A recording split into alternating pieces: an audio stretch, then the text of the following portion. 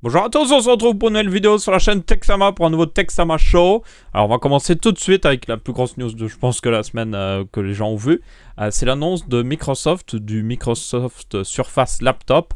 Bon, on va le dire directement, c'est pas un laptop pour tout le monde, c'est plutôt même c'est un ultrabook clairement. Du coup, quelques particularités avec cet ultrabook. Alors il reprend à peu près le même design que la gamme des Surface au final, hein, vous pouvez voir, il a même un écran tactile.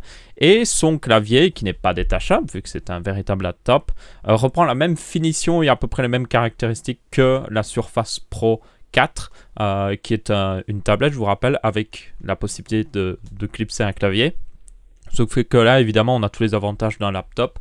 Premièrement, on peut le prendre par le clavier, l'écran ne va pas tomber. On peut le poser plus facilement sur nos jambes et tout ça, contrairement au Surface Pro 4 qui, évidemment, comme c'était une tablette, techniquement, tout le poids était dans l'écran et ça pouvait poser des problèmes. Alors, autre petite caractéristique, j'en parlerai après, mais il y a aussi une truc assez importante.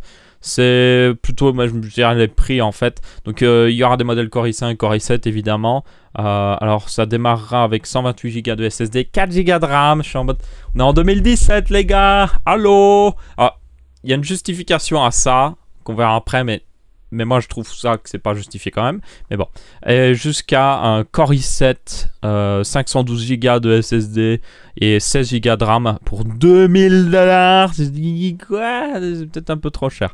C'est pas grave. Dans tous les cas, je pense que l'un des modèles intéressants, c'est certainement celui à 8 Go de RAM avec 256 Go de SSD qui est à 1200 $.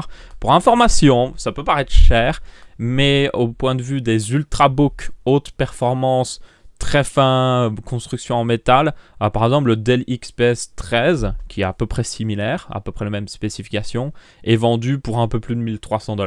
Donc il est dans les prix, Par contre, il y a un petit problème qui est pas entièrement un problème, mais on va le voir quand même, c'est qu'elle est équipée de Windows 10 S. Alors Windows 10 S, ça va refaire des flashbacks aux gens de Windows 10 RT, enfin de Windows RT. Alors Windows RT, c'était une version de Windows 8 sans les librairies et dépendances normales de Windows. Donc en gros, cette version de Windows ne pouvait faire tourner que les applications Windows dans le Windows Store.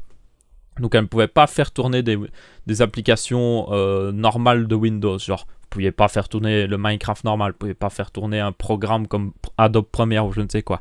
Ça a fait un flop, évidemment. Et du coup, maintenant, ils essayent de le refaire avec Windows 10 S. Alors, il y a quand même quelques améliorations par rapport à Windows 10 S. Déjà, c'est Windows 10, ce qui est déjà mieux parce que Windows 8, c'était... Voilà, hein. Donc maintenant, c'est déjà un petit peu mieux. Donc vous aurez au final... Vous aurez vraiment une expérience proche de Windows 10, c'est juste que vous ne pourrez pas installer vos propres programmes et vous devrez utiliser le Windows Store pour trouver des nouveaux programmes. Et c'est là au final qu'il y a le véritable problème parce qu'on sait tous que le Windows Store, c'est un peu de la merde, hein. On va être honnête, hein, on va pas cacher nos mots. Moi personnellement, quand je le lance, une fois sur deux, il crache. Donc ça règle le problème, je suppose, hein, voilà.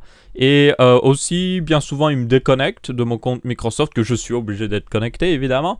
Et à chaque fois que je le reconnecte, d'ailleurs, il me propose de mettre mon compte Microsoft pour tout mon système, ce que je ne veux pas, parce que moi, je veux juste pour le Windows Store, mais bon, c'est pas grave. Mais il y a quand même des bonnes nouvelles, c'est que vous pourrez upgrade pour Windows 10 Pro gratuitement jusqu'à la fin de l'année 2017. Et ça, c'est un peu le problème que j'ai. Donc, c'est-à-dire que si vous voulez passer sur la version Pro, Windows 10 Pro, après 2017, vous devrez payer 50 $. Ça va encore, mais ça fait un peu... Ça a du mal à faire passer la pilule, je trouve. Ça devrait être toujours gratuit, quoi qu'il arrive. Et en plus, on parle ici que de la Surface Laptop. J'en parlerai un petit peu de Windows 10 S après, vu qu'il a été présenté en même temps que la Surface Laptop. Enfin, le Surface Laptop, techniquement. Mais bon, du coup, vous pourrez upgrade et avoir tous les programmes normaux de Windows, mais au détriment, évidemment, de la durée de vie de la batterie, tout ça, parce que, évidemment, l'un des avantages à ne faire que tourner que les applications de Windows Store, c'est que ça prend beaucoup moins de batterie, et aussi, ça permet d'être plus sécurisé. Et c'est là le marché que vise Microsoft, c'est Windows 10 S n'est pas pour tout le monde. Windows 10 S, c'est plus pour papa, maman, qui ont juste besoin d'aller voir leurs emails, faire un petit document de temps en temps. Les étudiants, qui ont juste besoin d'un truc qui a beaucoup de batterie et ils ont juste besoin d'aller prendre des notes et faire leurs devoirs sur leur PC. Évidemment, si vous êtes étudiant en programmation, ben là vous l'avez dans l'os, mais bon, c'est pas grave. Donc c'est vraiment le marché visé. Il y a quand même aussi un autre désavantage que je trouve stupide. Alors, premièrement, c'est que vous devez utiliser évidemment Microsoft Edge, qui est le navigateur de Microsoft, qui est disponible dans le Windows Store évidemment, enfin qui est une application de Microsoft. C'est les applications UMP, je crois que c'est un truc comme ça. Donc c'est les nouvelles applications Windows 10 hein, qui sont encapsulées dans un truc spécial Microsoft. Et du coup, bon ça c'est logique, il y a que Edge de disponible en UMP. Évidemment, peut-être qu'il y aura une version plus tard d'un autre navigateur en UMP, vu ce changement. Je ne suis pas sûr, mais ça pourra arriver. Mais le plus gros problème, c'est que vous êtes obligé d'utiliser Bing. Oui, vous pouvez pas changer le navigateur par défaut de Edge dans Windows 10 S vers autre chose. Et ça, c'est stupide. C'est stupide. Parce que, viens pas me dire, c'est parce que... ouais, ça peut faire que tourner des applications du Windows Store. Donc forcément, tu peux pas utiliser autre chose que Bing. Hein. Non, ça, c'est de la connerie. Ils ont fait exprès. Hein, c'est clairement le cas. Mais bon. Donc ouais, ça, c'est un petit peu dommage. Il y a des trucs bien... Personnellement, j'aime le côté léger, ça prend moins de batterie, un peu comme un Chromebook. Donc c'est bien pour les étudiants ou même monsieur tout le monde qui n'a pas besoin de beaucoup de choses.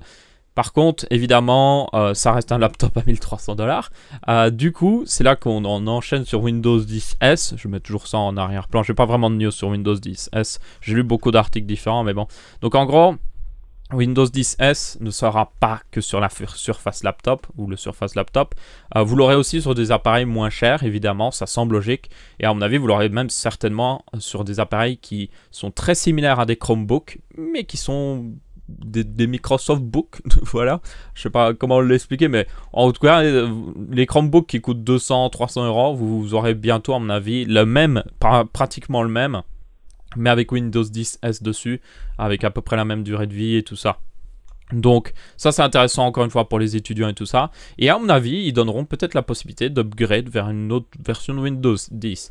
Pas entièrement sûr, mais si c'est le cas, c'est pas mal, ça donne des options. Tu vois, tu peux l'acheter en mode, oui, la config dedans est suffisante, il y a autant de RAM, il y a autant de stockage, ça me suffit. Et puis après, tu peux te dire, mais finalement, j'aimerais un Windows 10 full. Et hop, tu peux l'upgrade. Surtout si l'upgrade est gratuit encore pour tout le monde jusqu'en la fin 2017, ce serait intéressant. Après 2017, là, ça deviendra moins intéressant parce qu'il faudra repayer, donc il faut tenir compte de ça quand on l'achète. Donc, mais bon, ça pourrait être quand même intéressant, je pense, dans le milieu bas de gamme, pour les gens qui n'ont pas besoin de beaucoup de choses. Par contre, honnêtement, moi je trouve que sur un laptop à 1300 $, c'est stupide. Mais bon, c'est mon avis. Heureusement qu'il y a l'upgrade gratuite. Mais sinon, moi je trouve ça stupide. Et je dirais même qu'ils devraient le vendre directement déjà avec Windows 10. Donner une option aux gens de dire je le veux avec Windows 10 full déjà, upgrade, tout ça fonctionne nickel. Hein, parce que il y en a qui ne seront pas confortables de devoir l'upgrade eux-mêmes, même si ça se fait automatiquement. Enfin voilà, ça c'était la première grosse news. Ensuite, la deuxième grosse news, c'est au niveau de SpaceX, vous avez dû le voir, ils ont lancé une fusée avec un satellite top secret de l'agence de renseignement national américaine. Donc au final, pendant la mission, ils n'ont jamais pu montrer ce qui arrivait à la partie haute de la fusée, là où il y a le satellite, parce que c'est top secret. Parce qu'il y a un moment dans les images où on voit le satellite. Donc si on pouvait voir le satellite, on pourrait imaginer une agence étrangère pourrait voir quel genre de satellite c'est, un satellite d'observation ou autre chose. Donc on ne voit rien. Et du coup, à la place, ils ont mis les images de retour du premier stage, donc le booster. Et ce qui est très, très intéressant, c'est qu'il a atterri sur Terre. Donc ils ont eu de très bonnes images. Et aussi, comme il faisait beau, eh bien c'était dégagé. Ils ont eu encore des meilleures images. Et je vous jure, les images sont magnifiques. Franchement, elles sont magnifiques. Je vous mettrai le lien dans la description, normalement. En même temps que la table des matières, et je vous conseille vraiment d'aller voir à partir de 13 minutes. Donc là vous voyez la fusée à très haute altitude, c'est pour ça d'ailleurs que ce qui sort des comment on appelle déjà, je connais le nom en anglais mais je n'arrive pas à retrouver le mot en français, c'est pas grave, mais en tout cas c'est parce que la pression de l'air la densité de l'air n'est pas très élevée, donc le cône de flamme est beaucoup plus large. Et ce qu'on voit qui est très intéressant, c'est qu'à un moment, on voit les deux trucs se séparer. Regardez, c'est à ce moment-là, il coupe le moteur. Et regardez comme ça se sépare. Alors déjà, les images sont depuis le sol. Hein. Ça, c'est assez exceptionnel comme image, je trouve. Parce que la fusée, là, est à 70-80 km de haut. Donc, ouais. Et vous voyez, la deuxième... donc ça, c'est la partie avec le satellite qu'on ne verra pas. Ils le font partir. Et la première partie de la fusée va réatterrir sur Terre. Donc, elle fait demi-tour.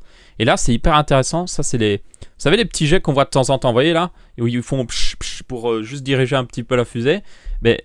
Quand on le voit depuis le sol, c'est juste impressionnant parce que moi, je ne me rendais pas compte à quel point ça faisait un énorme truc autour. Donc, on en voit mieux après quand la fusée redescend d'elle-même. Regardez là. Alors, l'image de droite est décalée évidemment parce que c'est une fusée en plein milieu de l'espace. Voilà, ça prend un peu de temps d'envoyer des trucs. Ah, là, on l'a vu un petit peu quand ça fait des impulsions. Et c'est vraiment intéressant. Et du coup... Ce qui est encore plus intéressant, c'est qu'ils ont suivi la fusée jusqu'à l'atterrissage. Et comme vous pouvez voir là, alors ça c'est quand elle réallume les moteurs pour ralentir sa descente, évidemment, ou sinon elle risque d'avoir quelques problèmes. Et ce qui est vraiment intéressant, c'est que je m'imaginais même pas à quel point il y avait des flammes tout autour de la fusée. C'est assez stressant d'ailleurs. Et ça m'étonne même pas qu'elle soit aussi brûlée en bas quand elle réatterrit. Parce que vous avez déjà vu quand elle atterrit, elle est toute brûlée en bas. Ben maintenant, ça m'étonne même plus en fait quand je vois ça. Et puis, vous voyez, là, regardez cette image quoi. On voit ça, ça traverse la... Enfin... Il y a des nuages devant, elle n'est pas encore en train de traverser la couche des nuages qu'on peut voir parce que les nuages sont encore plus bas sur la deuxième vue. Mais et jusqu'à la fin, on a une image, mais regardez l'image. Il y a un moment, je ne sais pas si on va la voir. Ah, celle-là, regardez ça. Mais regardez cette image, franchement, allez voir. Pour information, l'appareil qu'ils utilisent pour avoir ces images-là, c'est un truc qui date de la navette spatiale. C'est un énorme truc, on vous dirait un lance-missile solaire avec des caméras géantes et des scanners et tout ça. C'est assez impressionnant à voir. Mais ils utilisent quelque chose comme ça pour suivre évidemment une fusée comme ça. Mais bon, des très très belles images et je trouve ça vraiment impressionnant. Donc voilà, un gros GG à SpaceX. Ensuite...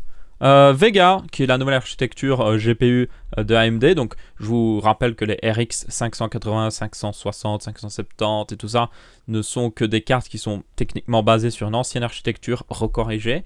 Alors que Vega va être tout nouveau. Alors, il y a des informations au niveau de Vega, c'est qu'apparemment, les cartes Vega sont bien dans leur lancée pour sortir en Q2, donc en deuxième quarter. Donc vous divisez l'année par 4, ça fait 3 mois, donc les 3 prochains mois de l'année. Donc on est déjà dedans, on est en mai, et du coup ça inclut avril, mai, juin. Et du coup, la date la plus probable, c'est juin. Pourquoi en juin? Il y a le Computex, qui est un gros salon d'électronique à Taïwan, si je me souviens bien, ouais. Et du coup, il y a souvent des grosses annonces. Il y aura certainement aussi une annonce de Intel pour leur plateforme haut de gamme, ou peut-être un petit peu après. Donc, c'est certainement à ce moment-là qu'ils vont l'annoncer au moins, et puis ils vont dire, ouais, elle est disponible dans 2 semaines. Donc, ne vous étonnez pas si ça ne met pas trop de temps à arriver. En tout cas, une chose est sûre, c'est que cette architecture, pour moi, c'est un moment important pour AMD, parce que clairement, si cette architecture n'arrive pas à rivaliser Nvidia, pour moi ça pourrait être un gros problème pour AMD. Au point même que je suis en train de me demander si c'est pas les CPU d'AMD qui sont mieux maintenant que les GPU. Parce que j'ai déjà dit à mon avis, mais les RX 500 sont un peu ennuyantes en fait. Il n'y a pas... elles sont bien, mais à côté de ça, elles consomment beaucoup plus, ce qui fait plus de chauffe, plus de chaleur à dissiper.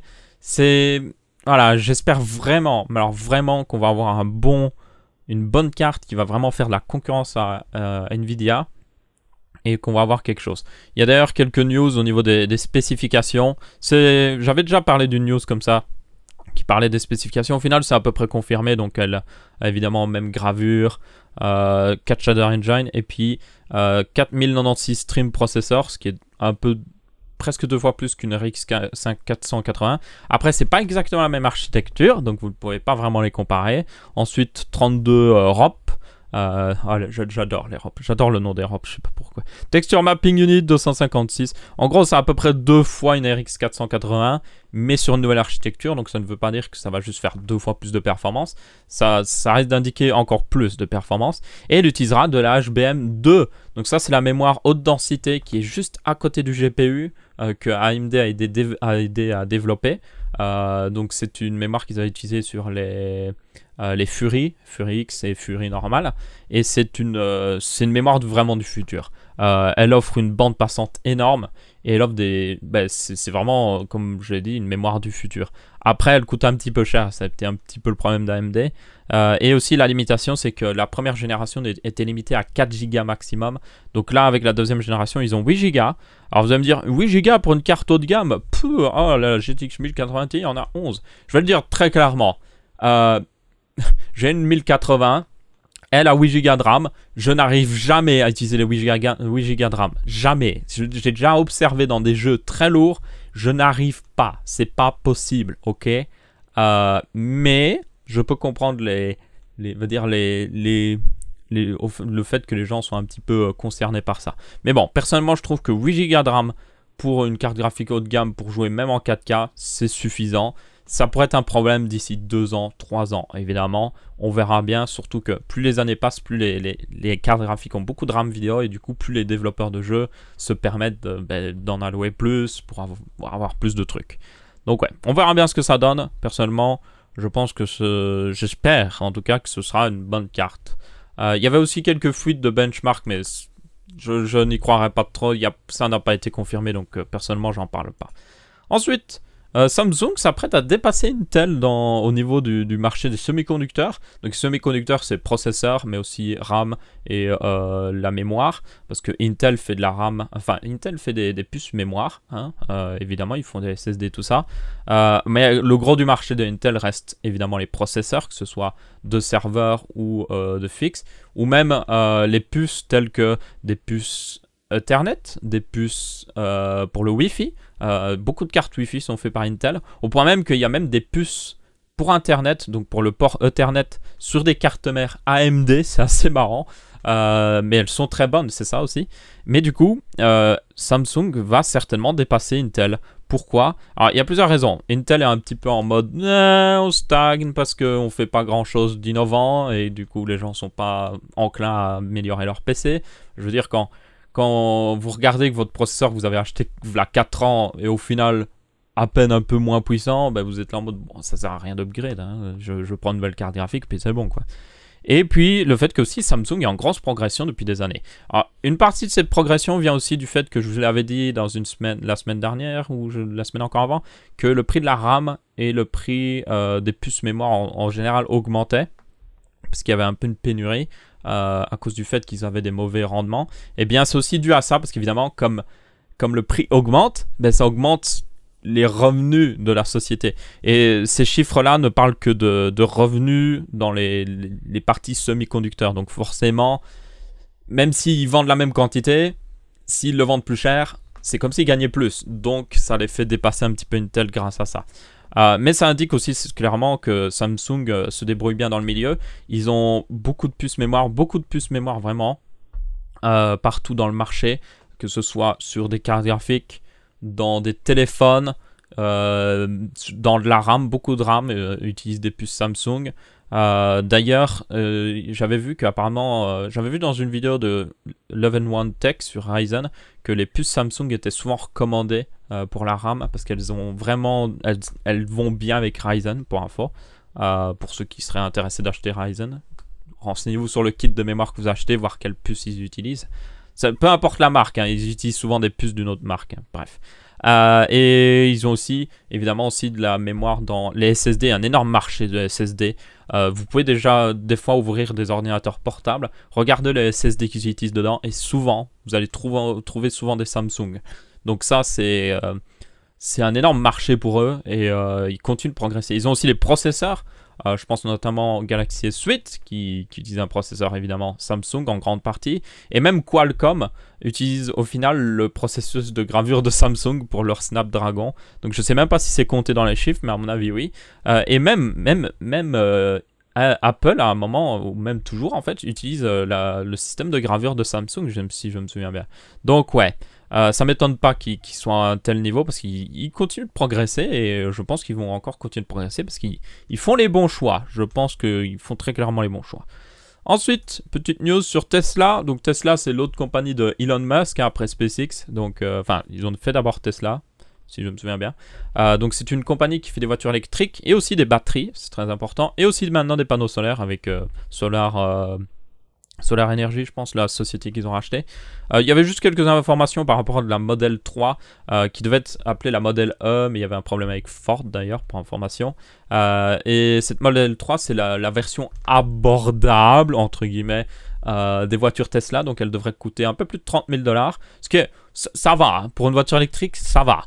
Parce que la Tesla S, c'est 100 000 $, donc franchement, ça va. Et du coup, cette Model 3 doit sortir normalement, enfin, doit commencer la production en 2017.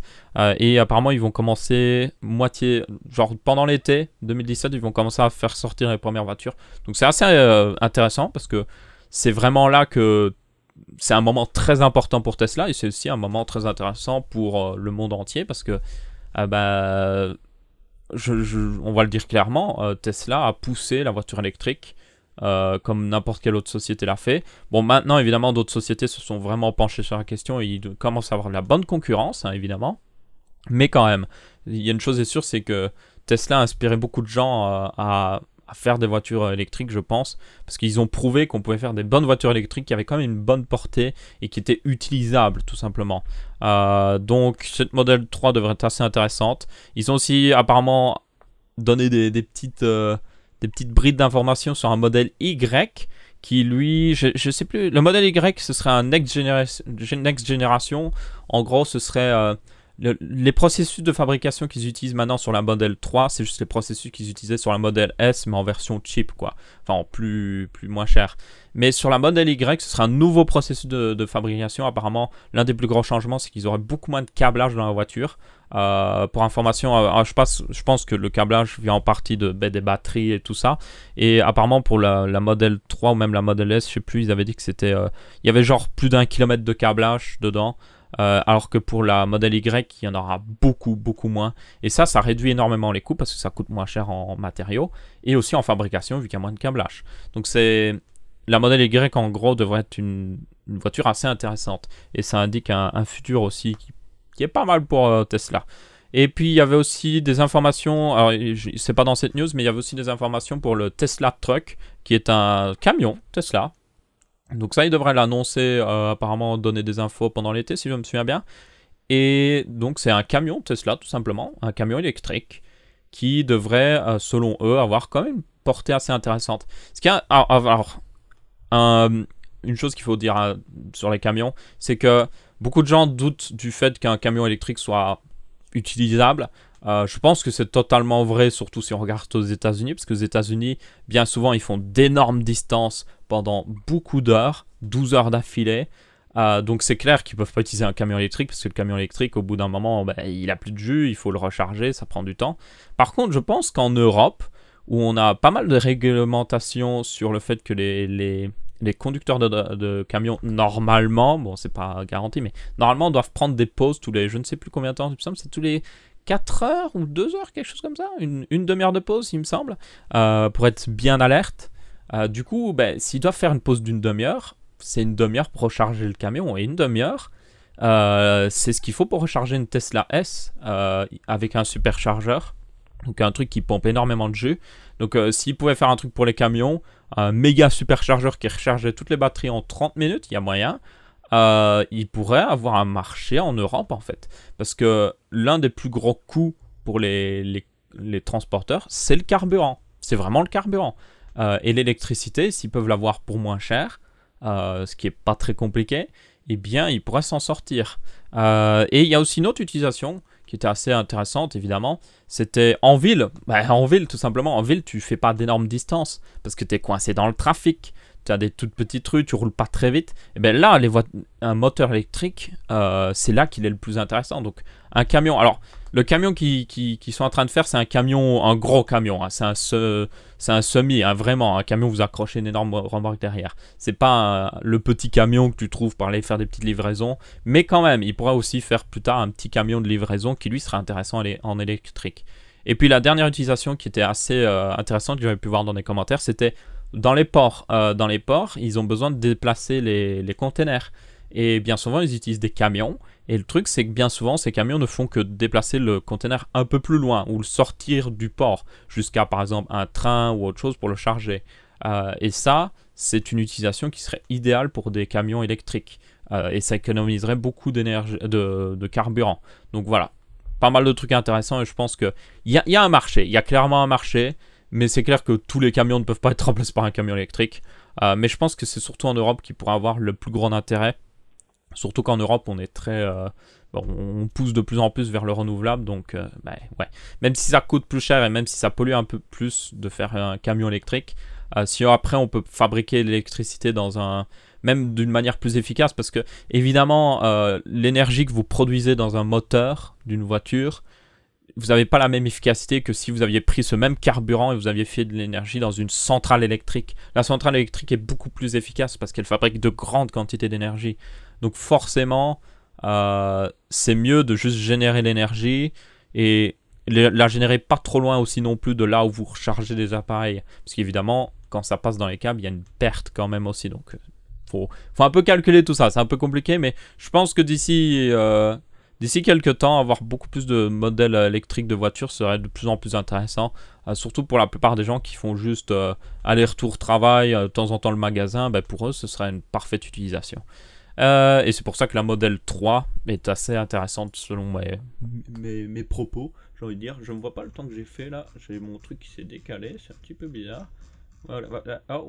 J'ai 20 minutes. On va vite conclure avec la dernière news. C'était Ximatec. Je pense que Ximatec est un peu passé en dehors du radar ces derniers temps, je trouve. À une époque, ils étaient très connus pour leurs boîtiers. Ils avaient fait des très bons boîtiers. J'avais d'ailleurs moi j'avais des ventilateurs Ximatec. Mais bon, c'était des très bons boîtiers. Ils sont un peu passés inaperçus pendant quelques temps parce qu'ils n'ont rien sorti d'intéressant. Là, ils ont sorti un truc que je trouve pas mal. C'est un water cooling. Et ce water cooling, la pompe est très... Enfin, non, pas la pompe. Le water block qui est au-dessus du processeur est très plat. Comme vous pouvez voir, il n'y a aucun volume là-dessus. Pourquoi? Parce que la pompe est dans le radiateur. Littéralement dedans. Vous voyez là? Ça, c'est la pompe. Et alors, pourquoi ils ont fait ça? Parce qu'il faut savoir, c'est que la société qui a commencé à faire ce genre de design à la base, de mettre la pompe au-dessus du processeur, c'est Aztec, je ne sais plus comment on le prononce, et ils ont breveté le truc, donc ils vendent ce brevet, enfin ils permettent à d'autres marques de le vendre, ce genre de design, moyennant genre en gros ils vendent leur design quoi, mais les autres marques doivent payer un droit d'utilisation. Par exemple Corsair fait ça, les pompes Corsair, enfin les water cooling Corsair sont basés sur le design d'Aztec, on va dire Aztec, c'est plus simple, et du coup ils doivent payer un droit d'utilisation. Par contre, d'autres marques comme Cooler Master par exemple ont dérivé, ils ont contourné le brevet en faisant, par exemple, en mettant... et la caméra vient de s'arrêter, je ne sais pas pourquoi. Elle a atteint la limite de record. Ok, c'est bizarre. Par exemple, les Color Master, ils ont la pompe sur autre part, tout simplement. Ils ne la mettent pas au même endroit. Ou alors, vous avez... ce qui était intéressant, c'était... Je sais plus, il y avait une autre marque qui mettait la pompe carrément accrochée à côté du radiateur. Il y a d'autres marques qui mettaient la pompe plus haute, avec un câble qui ressortait... Enfin, il y a beaucoup de dérivés qui ont été faits. Et là, justement, Ximatec, ce qu'ils font, c'est qu'ils mettent la pompe en plein milieu du radiateur. Du coup, c'est pas la même chose. Et ça marche. Alors... Il n'y a pas de test vraiment disponible pour le moment, ce qui est un peu dommage. J'aimerais voir ce que ça donne niveau performance. Parce que il faut savoir une chose, c'est que l'endroit au milieu, là, c'est l'endroit où il y a le moteur du ventilateur. Et du coup, normalement, en temps normal en tout cas, il n'y a pas beaucoup d'air qui passe par là de toute manière, parce que le radiateur est en contact avec le moteur. Du coup, il n'y a aucun air qui peut vraiment passer. Du coup, c'est assez intéressant parce que cette zone-là, en général, n'avait jamais de toute façon de flux d'air. Donc, aussi bien, ça ne diminue pas trop les performances. Mais à côté de ça, vous devez le voir, c'est que comme la pompe est en plein milieu du radiateur, ça n'augmente pas la taille du radiateur, il est toujours aussi petit, hein, il n'y a pas un énorme truc qui dépasse sur le côté. Et puis, le bloc est tout petit et il n'y a pas de câble qui sort du bloc, parce que d'habitude, les blocs comme ça, il y a un câble pour la pompe qui ressort. Et c'est pas très beau déjà, mais du coup, ça donne un design vraiment clean, quoi. Et si les performances sont aussi bonnes, j'ai envie de dire, gros GG à Ximatec, parce qu'ils ont peut-être quelque chose sous la main, quoi. Donc voilà, c'était la petite dernière news que je trouvais assez intéressante. Du coup, merci à tous d'avoir regardé ce Texama Show. On se retrouve la semaine prochaine pour d'autres news. N'hésitez pas à laisser votre avis, que ce soit en pouce bleu, pouce rouge ou en commentaire. Et je vous dis salut à tous.